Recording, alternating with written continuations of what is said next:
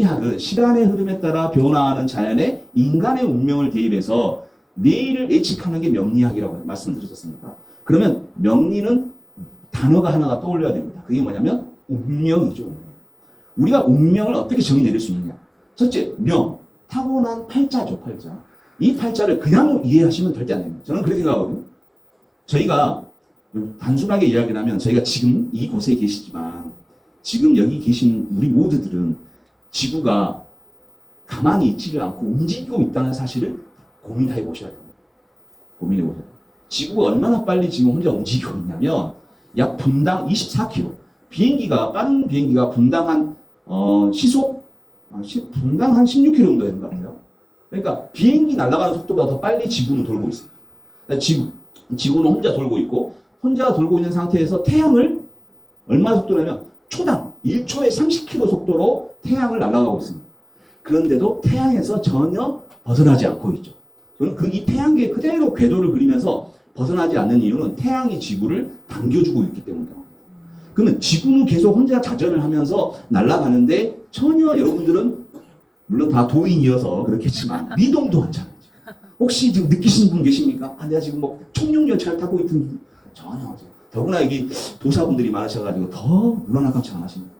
이런 어떤, 왜냐하면 보이지 않는 이 천체에는 많은 무형의 에너지가 존재합니다.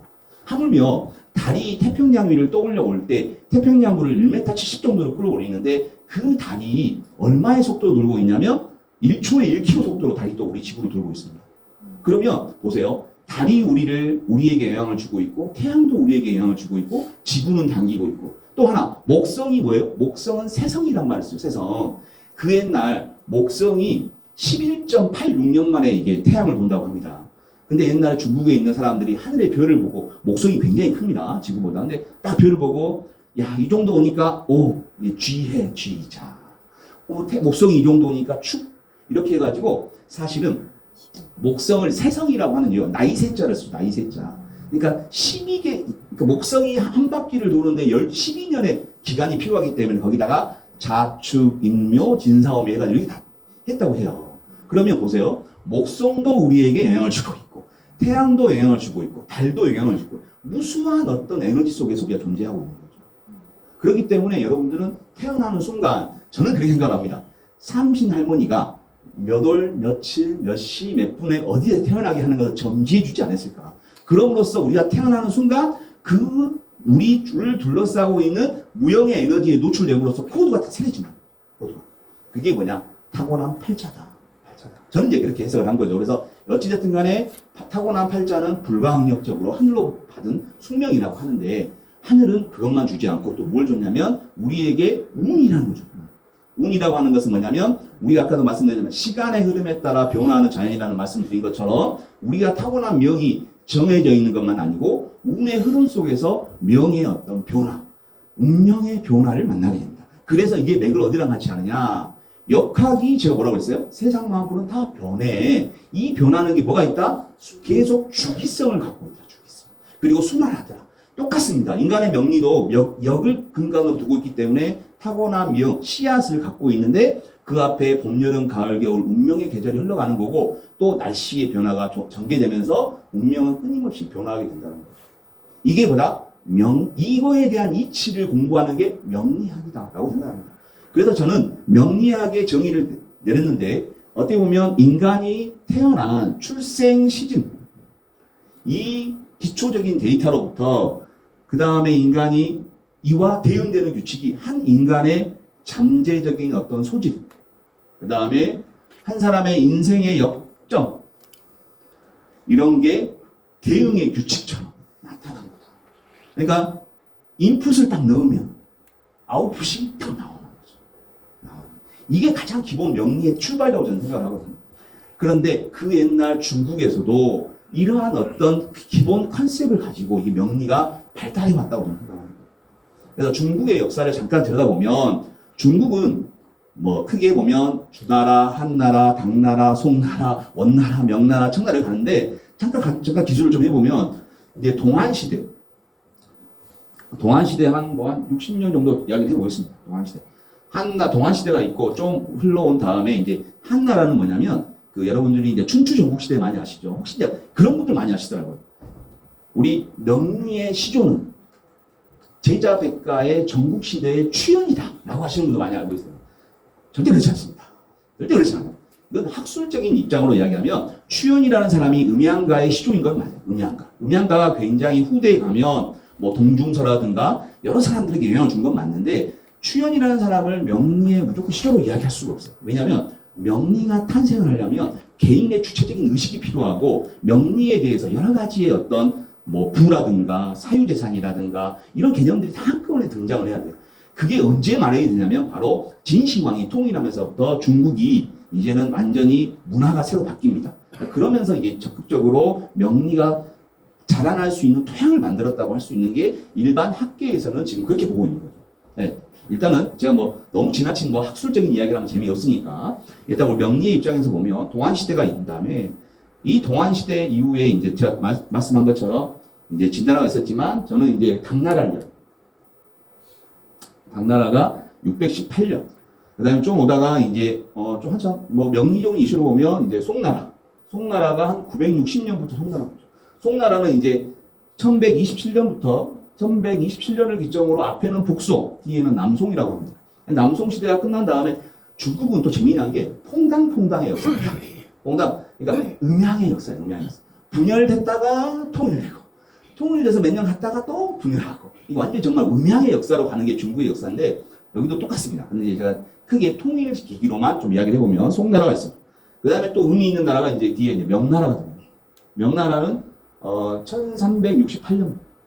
그 다음에 뒤에 가면 이제 청나라가 1616년. 그 다음에 뒤에 가서 중국이 신해연명을 통해서 1912년도에 이제 중국이 등장을 하죠. 명리에서도 이런 구조가 좀 중요한 부분이 있어서 제가 소개를 좀 해드렸습니다.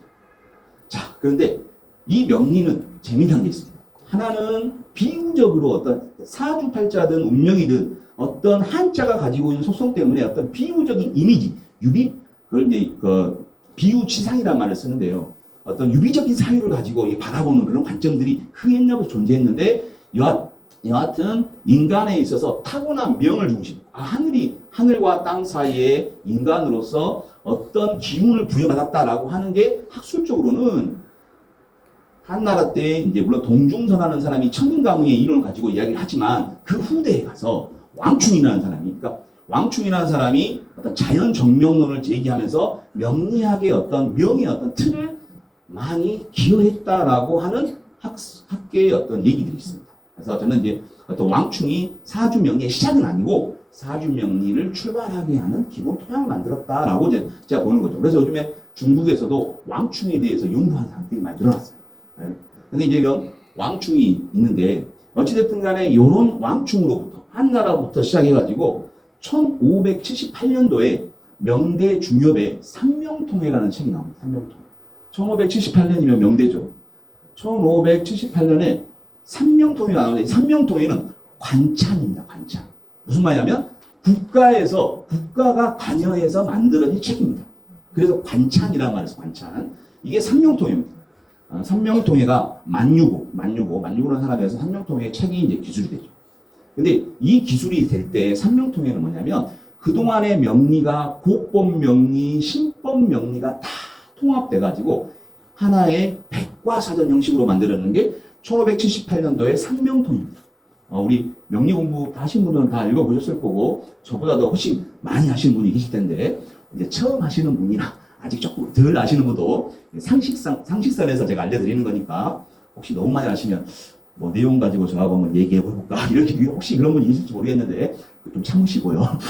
그러니까 초학자들을 위해서 제가 좀 설명통을 했습니다. 이게 뭐냐면 고법명리와 신법명리를 통합한 백과사전. 물론 또 하나의 백과사전이 있죠. 신법명리만 이야기하는 백과사전이 있습니다. 그게 바로 연해자평이라는 책이 있습니다. 연해자평. 근데 연해자평의 책은 언제 출간했냐 이슈가 되게 많아요. 남송시대의 서승이라는 분이 연해와 그 다음에 연어 이게 이미 그때 연해자평을 썼다라는 학술적인 입장도 있고요. 그 다음에 1582년도에 양종이라는 사람이 이게 연해자평에 어떤 개입했다 이야기도 있고요. 제일 많이 쓰는 게 요즘에 1634년에 연애자평이 당금지라는 사람에 의해서 기술이 됐다라고 하는 게 이제 많은 얘기가 되는 거죠. 그러면 이제 삼명통해를 보고 연애자평을 썼냐, 아니면 삼명통해를 무시하고 연애자평이 독단적으로 썼냐에 따라서 해석하는 게 좀 달라지죠. 그래서 이게 이제 연애자평이다. 근데 일단 저는 1634년 신법명리의 백과사전으로 저는 연애자평을 제가 많이 소개해드리고 싶습니다. 그래서 이게 연애자평 글씨가 조금 시간 관계상 빨리 쓰겠습니다. 자, 이렇게 이제 있는데 명리는 제가 말씀드린 것처럼 이게 크게 보면 여기 동환시대부터 해가지고 여기 삼명통해까지를 명리의 이론적인 어떤 부분의 형성의 어떤 시기다라고 많이 지금 이제 명리학계에서는 얘기를 좀 하고 있습니다. 그래서 왜 삼명통해 때 한번 전체적으로 통합을 한번 해놓으니까 그 다음부터 명리가 그걸 토대로 더 많은 깊이 있는 연구를 하게 됐다는 거죠. 그래서 이제 이게 형성의 시기라고 이야기를 하고 있고요. 그 다음에 명대 중엽에 이제 여기 삼명통해가 나온 다음부터 쭉 가서 이제 여기 중화민국이 발생하기 전까지를 하나의 심화의 시기라고 합니다. 심화의 시기. 그리고 중화민국 이후에 이제 여기 정한의 시기, 현대의 시기라고 합니다. 뭐 정한의 시기, 현대의 시기에는 다 아시죠. 여기 위대한 세 명의 쓰리스타가 있잖아요. 쓰리스타. 누굽니까? 설하고, 위천리, 원수산. 저는 이 중에서 참 원수산 성가시교를 여러분들에게 좀 읽어보라고 하고 싶어요. 성가시교에 보면 이 덕목도 있죠. 역술인들의 가장 큰 첫 번째 덕목이 뭔지 아세요? 학문입니다. 학문. 즉 비법을 하나 안다고 끝내는 게 아니고 끊임없이 공부하라고 원수산 이분이 그런 말을 해요. 왜? 우리는 인간의 운명에 맞닿아서 운명을 얘기하고 있기 때문에 조그마한 지식을 가지고 함부로 인간의 운명에 접근하게 되면 도덕적인 타락을 할 가능성이 높기 때문에 끊임없이 공부를 해서 마음과 심신을 더 크게 키우기를 바라고 있어요. 그래서 저는 굉장히 참 멋진 시를 세운다 생각합니다. 각각의 특징